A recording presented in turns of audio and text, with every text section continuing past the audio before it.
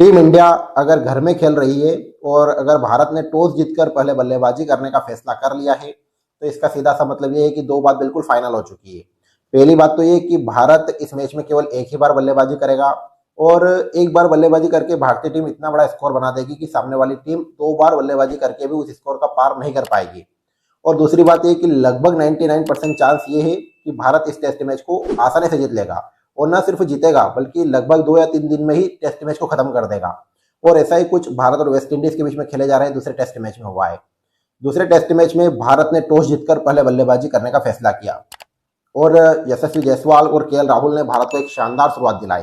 हालांकि केएल राहुल बहुत अच्छी फॉर्म में लग रहे थे और ऐसा लग रहा था कि एक बार फिर केएल राहुल बड़ी पारी खेलेंगे, लेकिन वरिकन की एक घूमती हुई गेंद जिसे केएल राहुल पढ़ नहीं पाए और स्टंपिंग हो गए। हालांकि उसके बाद बल्लेबाजी करने आए साई सुदर्शन और जिस तरह से साई सुदर्शन और यशस्वी जायसवाल ने बल्लेबाजी की, दोनों ने पहले दिन को भारत के नाम कर दिया और दोनों के बीच में 151 रनों की पार्टनरशिप हुई और जिस तरह की दोनों ने बल्लेबाजी की उसकी जितनी तारीफ की जाए उतनी कम है। देखो जायसवाल की मैं यहाँ पे खास बात करना चाहूंगा क्योंकि यशस्वी जायसवाल लंबी रेस का घोड़ा है और यशस्वी जायसवाल की क्वालिटी है कि जब भी यशस्वी जायसवाल कोई सेंचुरी मारता है तो उसके बाद वह सिर्फ सेंचुरी मार के आउट नहीं होता है बल्कि उसको 150 या 200 रनों तक बनाता है।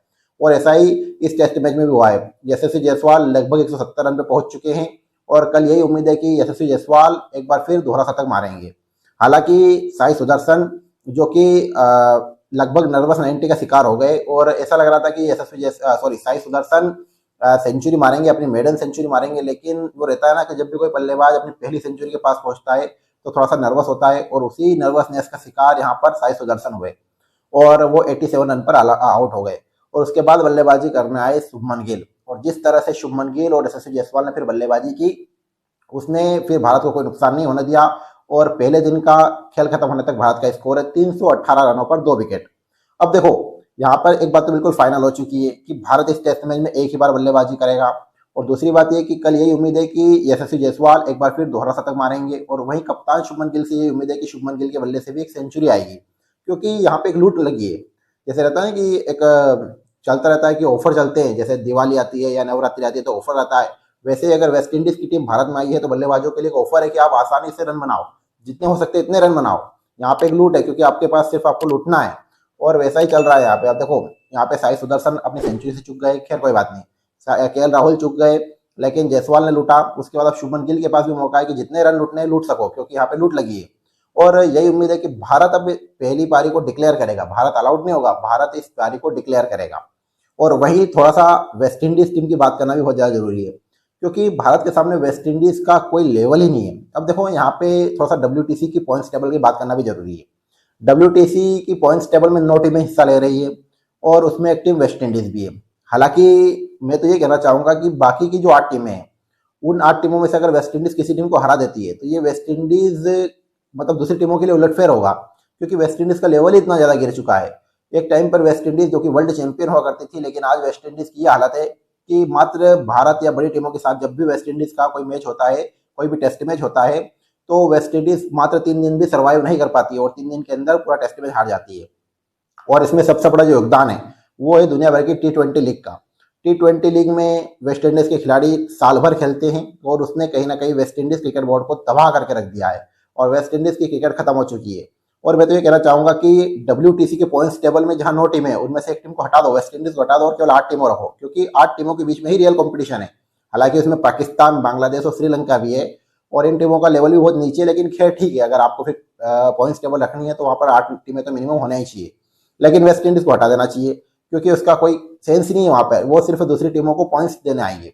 बाकी बात थोड़ी सी भारतीय टीम और भारतीय टीम मैनेजमेंट की करना भी बहुत ज़्यादा जरूरी है क्योंकि दूसरे टेस्ट मैच से पहले बहुत सारी बातें चल रही थी, बहुत सारी खबरें आ रही थी कि जसप्रीत बुमराह को रेस्ट दिया जा सकता है दूसरे टेस्ट मैच से पहले और वहीं उनकी जगह पर प्रसिद्ध कृष्णा को मौका दिया जा सकता है।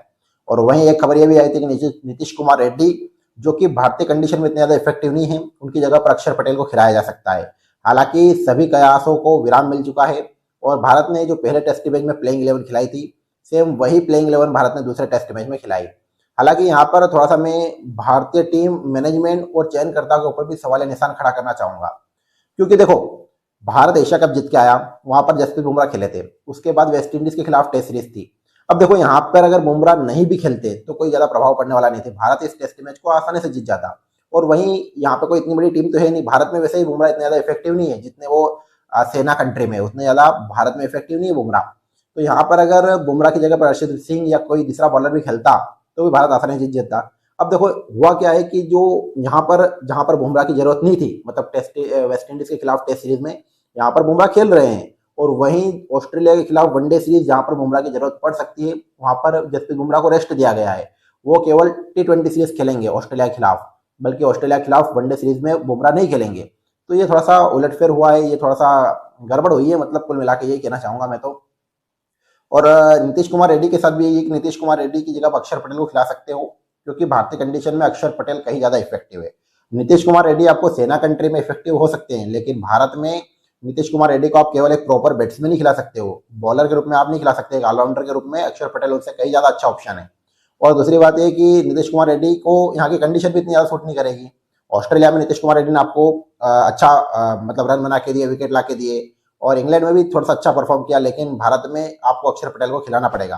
हालांकि आप वेस्ट इंडीज की टीम है तो यहाँ पर आप एक्सपेरिमेंट कर सकते हो, लेकिन जब सामने ऑस्ट्रेलिया या साउथ अफ्रीका जैसे भी आएगी तो वहां पर आपको अक्षर पटेल को ही खिलाना पड़ेगा। और एक स्पिनर को आपको या तो कम करना पड़ेगा, या फिर एक प्रॉपर बैट्समैन मतलब नीतीश कुमार रेड्डी की जगह पर फिर आपको एक देवदत्त पट्टिकल या सरफराज खान के रूप में एक और स्पिनर प्रॉपर बैट्समैन आपको खिलाना पड़ेगा। बाकी पहले दिन का खेल खत्म हो चुका है, भारत का स्कोर है 318 रन पर 2 विकेट। और अब यही उम्मीद है कि दूसरे दिन यशस्वी जायसवाल अपना दोहरा शतक मारेंगे, और वहीं कप्तान शुभमन गिल के बल्ले से एक बार फिर सेंचुरी आएगी। अब देखना दिलचस्प होगा कि दूसरे दिन भारत कितने रनों पर अपनी पारी डिक्लेयर करेगा। बाकी आपको क्या लगता है कि ये टेस्ट मैच कितने दिनों में खत्म हो जाएगा, आप लोग कमेंट करके जरूर बताना। बाकी मेरा पर्सनली ये मानना है कि चौथे दिन इस टेस्ट मैच का रिजल्ट आ जाएगा और भारत इस टेस्ट मैच को जीत जाएगा। बाकी आपको जो कुछ भी लगता है आप लोग कमेंट करके जरूर बताना। बाकी अगर आपको वीडियो अच्छा लगा हो तो वीडियो को लाइक और चैनल को सब्सक्राइब जरूर करना। Thank you.